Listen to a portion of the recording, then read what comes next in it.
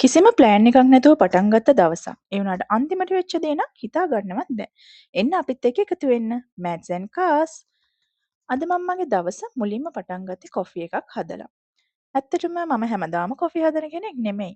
සුපුරුද්දක් විදිහට කොෆි හදන අය ඉන්නවනේ. එහෙම කෙනෙක් නම් නෙමෙයි. ඇත්තටම මට වැඩට යන දවසට කොෆි හදන්න වෙලාවක් නැහැ. අද මට නිවාඩුවක් ගන්න වුණා. මම සික් ලීව් එකක් ගත්තා. මට ටිකක් අසනීප නිසා. ඒ වුණාට මට සුපුරුදු ටයිම් එකට මැහැරෙන්න වුණා හස්බන්ඩ් ඔෆිස් යන නිසා. ඉතින් ඒ හින්දා මට හිතුණා මාත් කොෆි එකක් හදාගෙන බොනවා උදේම කියලා.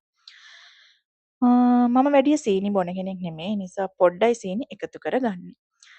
ඉතින් ඔයාලට මොකද හිතෙන්නේ මේ කොෆි හදන මැෂින් එක ගැන? මම ඇත්තටම දන්නේ නැහැ මේකට මොකද්ද කියන හරියටම කියන නම කියලා. මෙහෙනම් මේවා ඕන තරම් ගන්න තියෙනවා. ඉතින් ඒ වුණාට මම හරිම ආසම පාර්ට් එක තමයි කොෆි එකක් හදනකොට මෙන්න මේ වැඩේ. මොකද ඒකෙන් එන අර ක්‍රීමි ගතියට මං හරිම ආසයි. ඒක නිකන් අපි කොෆි ෂොප් එකකට ගිහිල්ලා බොන කොෆි එකක් වගේම තියෙනවා. ඉතින් ඒ නිසා මං ආසම පාර්ට් එක ඒක තමයි. හරි ළමයි මං දැන් මේ සින්දුවක් අහන ගමන් කොෆි එක බොන්නයි හදන්නේ. හරි. මං ඔයාලට පෙන්නන්නම්කෝ කොහොමද මේ දවස්වල එළිය තියෙන්නේ කියලා ඩුබායි වල. පුදුම තරම් රස්නයක් තියෙනවා. මෙහෙ මේ දවස්වල සමර් එක. 1 hour later. මේක තමයි මගේ බ්‍රෙක්ෆස්ට් එක. මගේ බ්‍රෙක්ෆස්ට් එක නම් මම හැමදාම ගන්න එකම දේ තමයි. මොකද ඒ වෙන කිසිම හේතුවක් නිසා නෙමෙයි මට ඒක ලේසි නිසා හදන්න.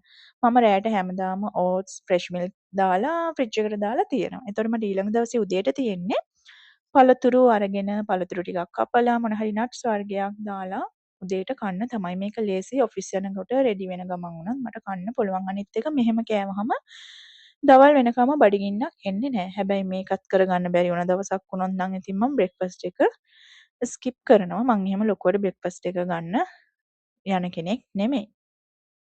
මේකට ඉතින් විශේෂ දෙයක් නෑ. ඔයාලට තියෙන ඕන දෙයක් එකතු කරගන්න පුළුවන්. මං ඉතින් මේකට ස්ට්‍රෝබෙරි, කෙසෙල්, බ්ලූබෙරි වගේ දේවල් එකතු කරගත්තා. මෙහේ ස්ට්‍රෝබෙරි, බ්ලූබෙරි වගේ දේවල් ගණන් අඩුවට අපිට ගන්න තියෙනවා. ඒ නිසා මම මේ පැණි පොඩ්ඩකුත් මේකට එකතු කරගන්නවා. ඒකෙන් එන රසට මම ආසයි. හරි ඔන්න එහෙනම් මගේ බ්‍රෙක්ෆාස්ට් එක රෙඩි. දැන් මට තියෙන්නේ මේක try කරන්න තමයි. අද මං සනීප නැතුව ගෙදර නතර වුණ නිසා මට හිතුණා දවල්ට එහෙම ලොකු දෙයක් හදන්න බෑ කියලා. ඇත්තට මේ ගොඩක් වෙලාවකට පස්සේ මම මගේ බ්‍රෙක්ෆාස්ට් එක අරගෙන පැය ගාණක් ෆෝන් එක ඔබ ඔබත් හිටියා.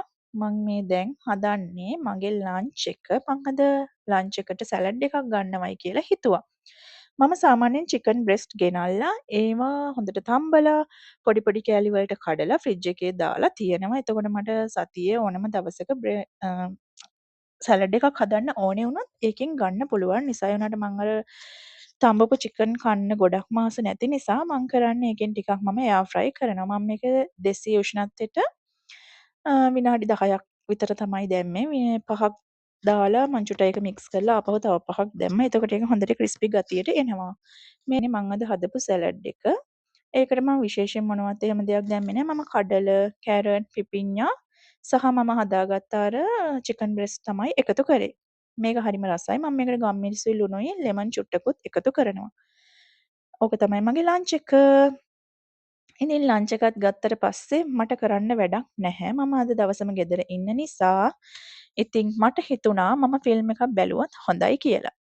මම හිතුවා මේ දවස්වල ප්‍රසිද්ධයි බ්ලාස්ට් 2026. ඔයාලත් දකින්න ඇති. ඉතින් මට හිතුණා මං ඒක බලනවා අද කියලා.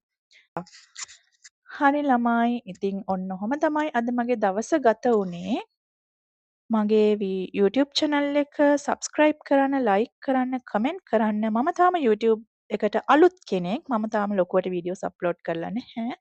ඉස්සරහට ඔයාලත් එක්ක live vlogs හැමදේම share කරගන්න බලාපොරොත්තු වෙනවා. මගේ education, අපි ඩුබායි වල මොකද කරන්නේ, අපේ future plans මොනවාද, හැම දෙයක්ම ඔයාලත් එක්ක share කරගන්න බලාපොරොත්තු වෙමින් ඉන්නවා.